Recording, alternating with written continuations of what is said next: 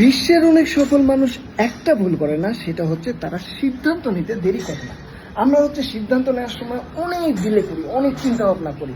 তো এই জিনিসটা নীল রবিন বলেছেন যে তার 5 মিনিটস রুলস এই বইটাতে সুন্দরভাবে ব্যাখ্যা করেছেন যে আপনি যখন কোনো সিদ্ধান্ত নেবেন, আপনি যখন কোনো থট আসবে আপনার মাথায়, সেটার অ্যাকশনে হচ্ছে 5 সেকেন্ডের মধ্যে চলে যাবেন। 5, 4, 3, 2, 1 এই 5 সেকেন্ডের মধ্যেই আমাদেরকে সেটাতে অ্যাকশনে চলে যেতে হবে। আদারওয়াইজ আমাদের ব্রেন এমনভাবে ট্রেন হয়ে গেছে, আসলে আমাদের ব্রেন সবসময় হচ্ছে অলসতা খোঁজে, সবসময় হচ্ছে রিল্যাক্স খোঁজে।